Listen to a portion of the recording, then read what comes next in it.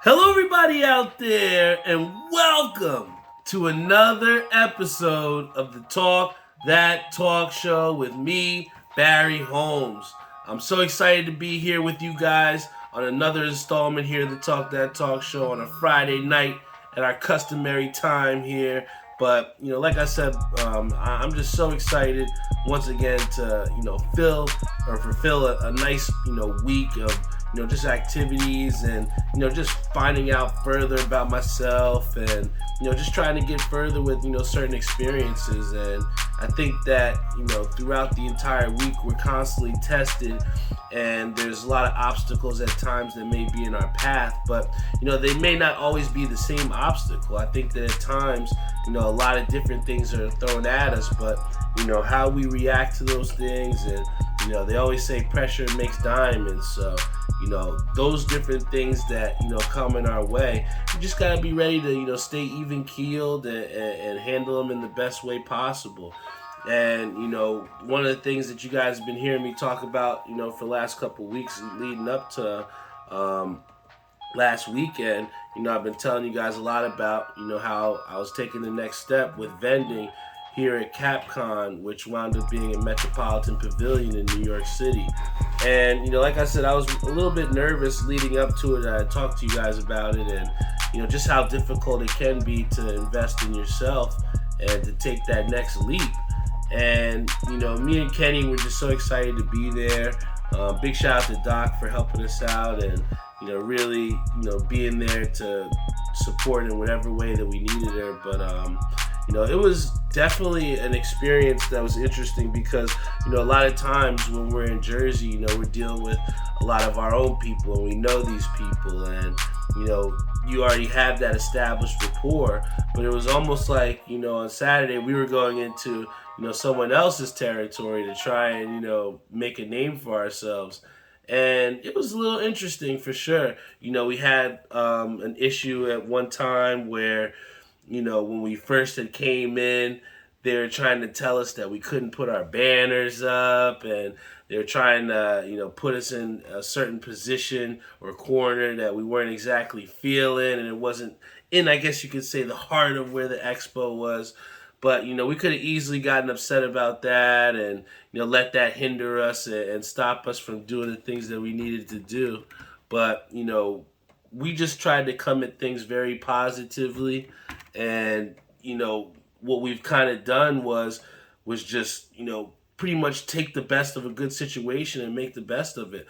With us being in the corner, we kind of just stood up there and kind of made ourselves really known. And I think it was just really important to see just how many people that we didn't know that actually did support us, man. And I think that that was very humbling. And to be able to meet these people and have them come up to us and see how excited they were to meet, like me and Kenny Lou, I was ecstatic, man.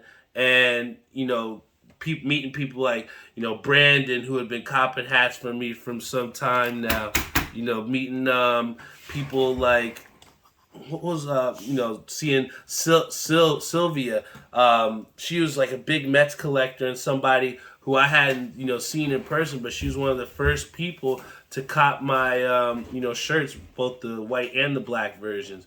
So again, to meet these people who you've had interactions with over social media for some time now, and then to meet them in person, like I said, it was just truly exciting, man, and humbling as well, because like I said, we were on these other people's turf, as you could say, with the New York people, and to stand out with people like Bones Brims, Fitted Fools, which are huge big name people.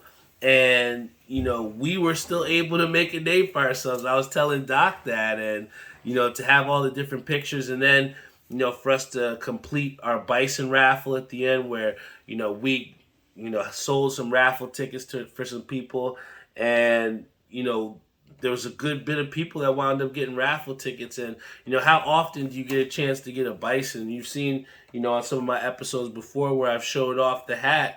And you've seen just the exclusivity of one of those Bisons, and for us to be able to raffle those off for the community, somebody had put it in the hat Discord where they were like, "Yo, you guys really did your thing for the hat community and raffling off those Bisons." And a lot of times, especially at some of the other booths that we saw, they may not have had the same foot traffic that we did, and we saw that some people even packed up earlier. But for us to go out there in our first ever expo as Garden State Collaborative, and to carry some merchandise and to have some success, it was definitely an experience that I was really happy about. But I was definitely happy that it was over. It was kind of like when you have a college essay or you have some sort of work to do, and it's that build up, and then you have that relief when it's finally over. Big shout out to my boy Brian Bloom and Chris Shaw on the Facebook live stream. But again, the thing that I think makes things help you to be better for the next time is to honestly to be very honest with yourself.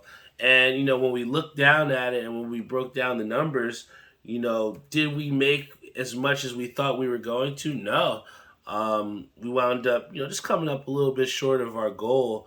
But I think that the important thing is, especially when you're dealing with self-investment, it can be very easy for us to kind of cloud ourselves from the reality and try and be like, oh man, I did so great, and this was so amazing, but yet at the same time you didn't meet certain goals. And I think that it's still okay to feel like something was a success even though you might not have hit your goals.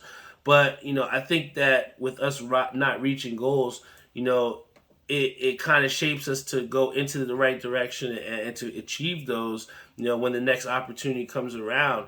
And, when it was funny because one of the guys that sponsored us, Koo, big shout out to Koo at ECAP City, he was like, so how did you guys do? Let us know. Let me know. I'm so excited. I want to know. And I think it was cool because, me and Kenny could have obviously took that same route that a lot of people do with gassing things up or making things seem bigger than what they were. And, we straight up told him, that maybe we could have potentially scaled down a little bit as far as the hats that we took, or potentially we could have, specialized more in the sizes of what, we were looking for as far as the consumer wise. And, I think having that conversation with Koo and, just telling them straight up, what happened and how it was, I think that it helped us out in the long run because, his response was that he was going to give us more hats and try and give us more of the sizes that we were looking for and give us a little bit more of a say-so on the hats that we would carry in the future. And, I think that was huge for us moving forward as far as, not only trying to reach our goal, but also trying to continue to get back on the buck. And, we do have another event scheduled on I think it's July 16th in South Jersey. So we're going to be at Soul to Soul Expo. And I'm just really excited to, come back and do a show here in New Jersey as opposed to New York. But, like I said, from, having that experience for the first time, and having, getting your feet wet, as they say, it's important to, do that to know what you can do for the next time. And, I'm more than sure that me and Kenny will be able to reach our goal next time. And, I'm not worried as well, too, because let's put it this way. Not too many people can say that they generated over 1,500 in sales at their booth on Saturday. But, again, holding, those results, accountable, is also important as to why, we did have success and why we will have success moving forward, man. So, again, I'm really proud of myself for seeing something through to the end. I'm proud of myself for already having us booked for the next event. And, I'm just so excited and proud of also myself for being reflective and being honest with myself so that, we can make the right moves in the right direction moving forward, man. And again, sometimes it's hard to, accept, the reality of certain situations, but the sooner that you do that is the sooner that you'll get on the right path. And, another thing that I definitely wanted to talk about here on the show that kind of like made my week, big shout out to Kevin Schaefer, who celebrated a birthday this week. Big shout out to you, Kev Schaefer. But, I kind of wanted to talk a little bit about, just the importance of doing good deeds for people. I think that, I've said it in the past before about, just how much that means to me, and, just why I try to be as selfless as possible, because, I'm not doing it for the good karma, but obviously good karma does come your way when you do good things for people. But I truly believe that, when you come out in a helpful manner, or you come out, trying to be the best version of yourself, that you could definitely uplift someone else as well. And I had a situation where I was subbing at the high school, and somehow the conversation that came up about how I bowled right up at Greenbrook, right by their school. And the kid had asked me, he was like, how much is bowling? And I told him, what league was like, and it's like, yo, it's $30 a week, man, if you're trying to get that grind. And he was like, no, no, no, no, I'm not thinking about that. He's like, I just want to know how much bowling is because I want to take a girl on a date. And I just thought it was the funniest thing, and I was like, you know what, bro? Don't worry about it. I got you. And I told him just to, wait, right there at the classroom, and I'll be right back after the bell rang. And I ran to my car, went and got some free games for the kid, and then I came back, right before the next period, and I gave him the free game token, or coupons, whatever. And sure, they were just four free game coupons I got in league that I'll probably never use. But for me to give these coupons to the kid, he straight up, I kid you not, he was so hyped, he dapped me up, and then he was like, "Yo, honestly, that was the nicest thing that a teacher's ever done for me." And like I said, it was something so simple for me to be like, you know what, let me get this kid some help so he can, maybe get a girl or something. But, it was a little gesture like that that meant the world to this kid, man. And, little did he know, but that kind of like made my day and inspired me to be like, damn, here's something, something so simple as giving a kid some free games that could really help him and benefit him to help himself out and make him feel better.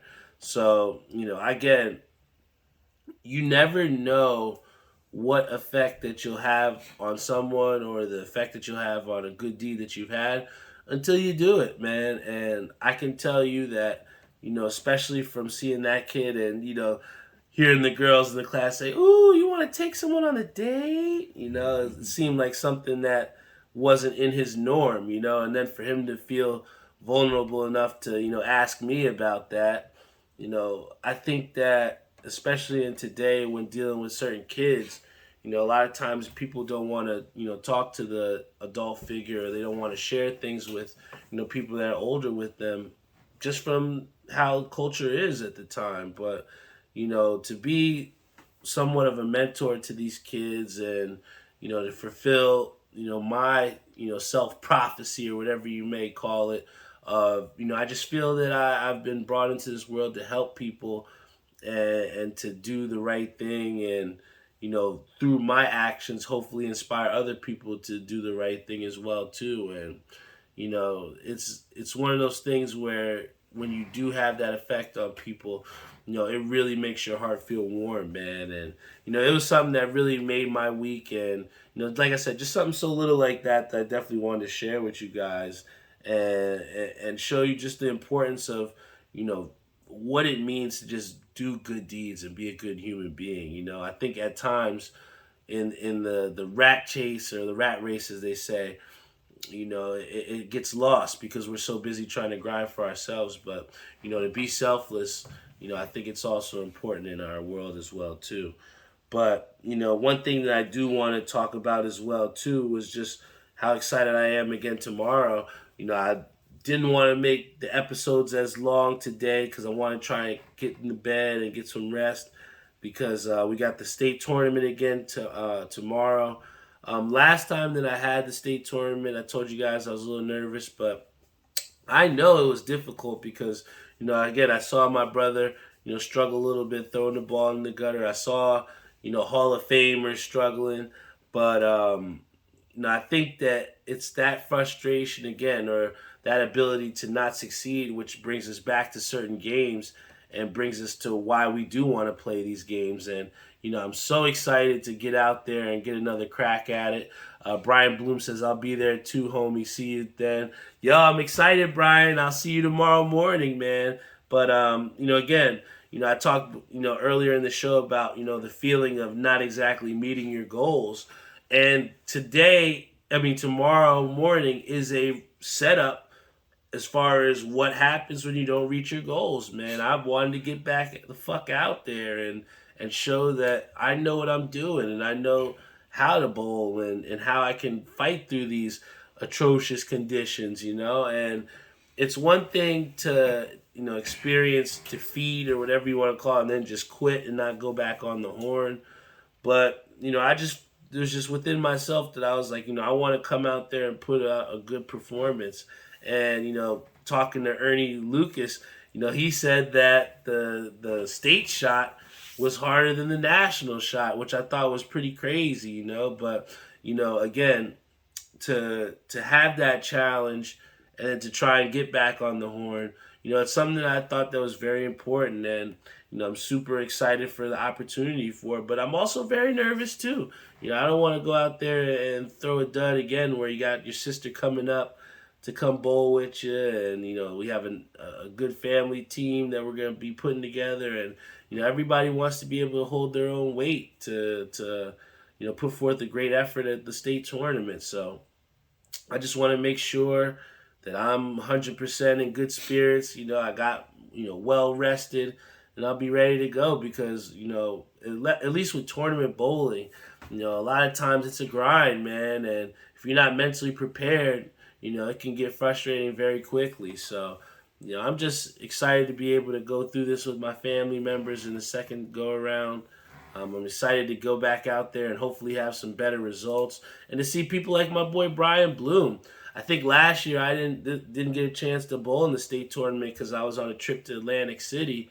But, I truly take this as an opportunity, as like a litmus test to see just how much, progress have I put in. What have I learned in over the season? And I think that in things that we're passionate about, it's always good to have those litmus tests or see just how well that we are doing, right? And then, real quick, I got to touch on it. We've heard about Max Scherzer getting injured. Was it Ishit? How worried are you about the Mets? He must have read the script notes here for the show. But, we know that Max Scherzer is going to be out for 6 to 8 weeks for the oblique injury. I think that, let's put it this way. The Mets have done well to this point, without a dominant Max Scherzer. I'll say that Max Scherzer has been good this season, but he hasn't been exactly lights out. So it wasn't like the Mets were dependent or live or die off Max Scherzer from the beginning. Max Scherzer was, very much the centerpiece, but at the same time supplementary to Jacob deGrom, obviously. And with deGrom being out as well, too, now you got the two aces of that rotation that are out. And, of course, what's going to happen when you have your top guys. You got to lean on the back end of that rotation. Guys like Tawan Walker, Chris Bassett, Peterson, I think, as well, too. These guys are going to be people that you're going to have to try and, rely on. And also the bullpen as well, too. We've knocked the bullpen like a Trevor May who got injured, but, other people, within that bullpen, have to do a better job of, holding runs to these leads. And if those starters do go out, we're going to have to rely on that bullpen to kind of shut it down. And I think that at times throughout this season, even though we have had success, we've made games much harder for ourselves from giving up, runs late in games and in the bullpen, giving up leads. So, what Max Scherzer injury pretty much tells me is that we're going to really have to rely on those bats, playing small ball even more to try and give our pitchers a little bit more of wiggle room so that they don't go out there thinking that they have to play perfect every time. I think that's what kind of got to Matt Harvey towards the end of his New York career, was he felt like he had to pitch perfect every single start. And you don't always have to strike out every guy. And I think that, the sooner that the Mets, kind of figure out that, they can throw those pitches without having to try and strike them out, and work these guys, I think that they're going to have better results, especially with the injuries to, Max Scherzer, and then who knows if we'll get DeGrom back. But, am I worried about the Mets? No, I'm not, because I think, again, what we've shown is that, regardless of whether we're hitting well, regardless of whether we're pitching well, especially with that 8-1 comeback against the Phillies, we've shown that any time, this team is dangerous and we can come back and get you, man. So, I'm just excited to see, I know the game got postponed today against the Rockies, but I'm excited to see what the Mets look like on the road. I'm excited to see, the progress that the Mets have done, through this last, week or so, because don't get me wrong, a lot of people have been coming at me saying, oh, the Mets are losing a lot more games. Oh, they're not the first team in the major leagues anymore. And I think that a lot of people, especially when it comes to New York sports, tend to prey on people's downfalls, man. But, I'm still just as confident in the Mets as I am as the season started. And if you're a Mets fan out there, we got a lot to be excited for. Don't get worried about the Scherzer injury. We will be just fine. And then I definitely got to do a little bit of a playoff update. I got to let you guys know how I'm feeling about the playoffs. And I'm not going to lie, after I saw the first game between Miami and Boston, I thought Miami was going to sweep them. But, Boston came out tough, battle tested, and they came back to bring the series to 1-1, going back to Boston. And you know what? It's gonna be a rough series. I think that the thing that's kind of set apart Miami and Boston and how they were able to beat their respective opponents was that they were just able to outmuscle them and just outwork them. The physicality is just really ramped up here in the playoffs, and I think the Eastern Conference is really a testament of that. You have the Warriors that play good defense on the West Coast, obviously, but it's just different when it comes to like Miami and Boston, where they're just picking you up, right up in your shit. And it just make it difficult for people to try and score on them, man. And that's why, you had such a lopsided game in game 2, because, the defense of Boston really stymied Miami. And both are teams that rely on the swing 3. So when you have your role players that aren't exactly hitting those shots, you're going to have those games where you have some blowouts. But, I just think that, I still believe that Miami will take this. Ishabod Crane says Miami's in 6. I might even go as to say Miami in 5. I don't know, man. I know Boston has shown that they're tough, but I just feel like, Miami, when they're on and when they're hitting shots early on in the games, that they're a tough team to beat, especially with Jimmy Butler. And I think that, that game 2 was probably the best shot that Boston will have at beating Miami, because, one thing that we have shown, at least from Eric Spoelstra's side of things, is that, he's great at making adjustments, man. He's done it with LeBron. He's done it without LeBron. And now they're saying that the bubble was a fluke. Here he is bringing this Miami team back to the Eastern Conference Finals. So I know we say coaches can't shoot the basketball, but I will bet my bottom dollar that Miami is going to come out a completely different team in Game 3. And Spoelstra is going to show why, he's one of the best at making these in-series matchups and switches. Maybe Tom Thibodeau can take a look at that and see if maybe he can make some adjustments. But, when we look at the Western Conference side of things, you got Dallas, who's down 0-1 to the Warriors. But, I have one thing that I have to say. I still got Warriors. I still got them winning it all. But, one thing that we saw from Luka Doncic when he was able to take out the Suns is that everybody wants to ride this Luka Doncic train. And granted, I get the guy is good, but I literally heard Reggie Miller on the telecast say that Luka was the best player left in the playoffs. And I think that's crazy to say that Jimmy Butler's still in there. Steph Curry's still in there. A lot of great players. And, for him to say that Luka Doncic was the best player left in the playoffs, I didn't agree with that. And then, what we're seeing on social media with people saying that Luka's the best. Oh, he's the GOAT. oh, you would rather have him shoot the ball over Kobe in the last seconds. Guys, have you lost your mind? Luka Doncic just won his first 2 playoff series in his entire career, all right? The guy is good. He can score. But what we saw the last game is that Luka got exposed. In possessions that Klay Thompson was guarding him, he made him look like the little baby. You know what I'm saying? He blocked him a couple times and just got physical with him. And Luka, granted, is still going to get his. He's a relentless guy, moves at his own pace. He's not going to blow by you. But Luka he does what he does. But from what we've seen, at least in that game 1, and when Klay Thompson was guarding him, yes, he had success against Andrew Wiggins, but that collective effort of the Warriors to just really lock down on the shooters, keeping the guy in front of them so that they don't get those easy kickouts. And that's what Dallas likes to do. So as long as, the Warriors can keep, Luka in front of them, make sure that they can take away those second and third options and just live with Luka trying to make magic, I think that that's going to work out the best for them. And, let's put it this way. Luka is a great talent. Don't get me wrong. Luka's great. But he's got a lot more to go before we can dub him the greatest of all time and say that he's one of the best of all time. You know what I'm saying? We can't be so quick to dub these guys as the greatest before they haven't done anything. And that's why before I was telling you guys I was a little bit wary about giving, Jokic MVP for the second time in a row when the guy can't even get out of the first round of the playoffs. When are we going to start to prioritize winning?